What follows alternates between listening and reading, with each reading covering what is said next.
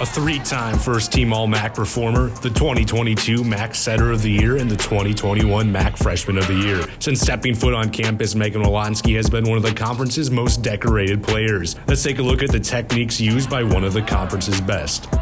Hi, I'm Megan Wielonski, and this is the art of being a setter. So you always want to start out with a C motion when you're setting. So you want to have your thumbs back. Your thumbs are really important when you're setting. So have your thumbs back. And then some people say you can first start out with you're drinking a 2-liter. You want to start out here, and then as you're catching the ball, you're going to extend through, and then you're going to finish to an L motion. So I learned C's to L's. So you're starting here, and then you're going to an L. C, L. So then you're just going to grab a ball, C, and then finish L. C, and then.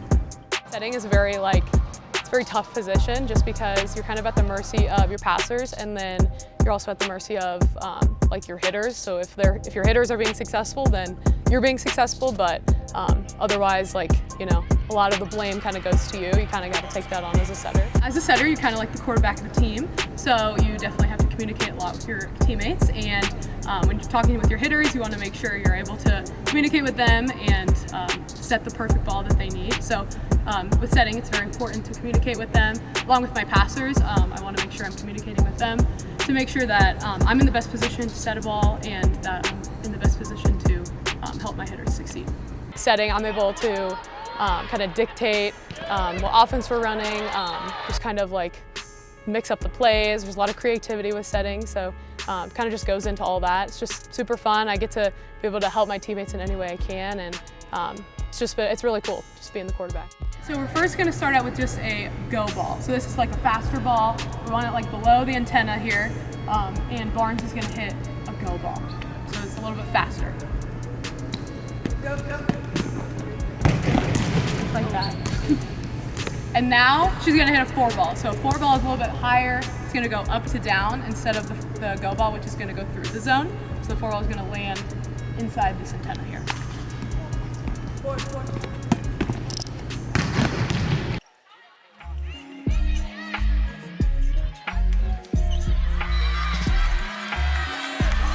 Now Maddie is going to hit a 2-ball. 2-ball is right in the middle of the court here. Instead of it's going all the way out to the pin, we're going to hit it right inside the middle of the court. So it's also a high ball. So just like that 4 tempo, it's going to be a 2 tempo. So it's just going to be up to down.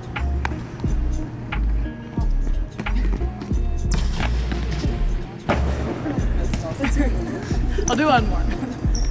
2, 2, 2. There we go.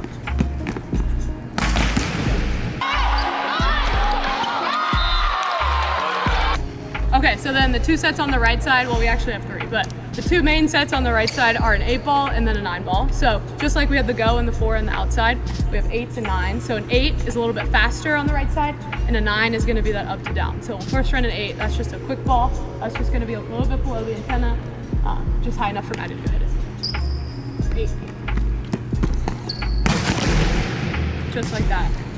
Now she's going to run a 9-ball. So the 9-ball is the higher ball.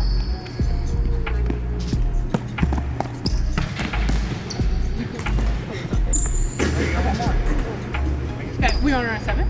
Okay, and then once you get a little more experience and you start kind of running more plays, here we run a 7. So a 7 is a little bit inside of the 9-ball, so it's going to kind of land right behind me after I set it. So it's going to be over my left shoulder. 7. Okay, good job. Good job. Good job. I have a very good volleyball IQ, I would say. I think just my being able to play on high caliber teams over the years has really been able to go with my success just over my past few years here. It's just important to be able to have that volleyball IQ, and I think it's an important skill to have, but a lot of the times it's not something that you can kind of learn. You just kind of have to have it, and I think that's what our team is really cool with. It's a lot of us have that volleyball IQ, which makes it really fun to play with.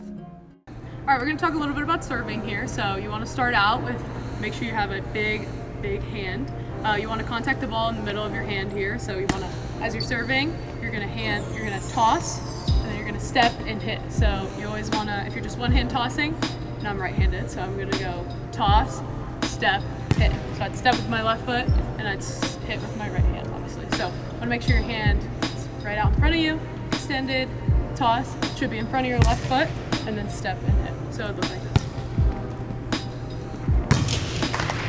And not missing it. Toss, step, hit. Then you want to make sure you're driving the ball all the way in front of you. Make sure you're contacting it right out in front. Toss, step, hit. Right out in front of me, right out in front of my right elbow. I feel like my serve has just always been a go for it mentality. I am someone who likes to go for the ace no matter what. But I think just also a big thing, especially for us, is focusing on our service pressure, and if we're able to get people out of system, that's going to help us significantly. And I think that's been one of my biggest focuses, is just trying to get other teams out of system, and if I'm just going for it and being aggressive, I'm able to do that.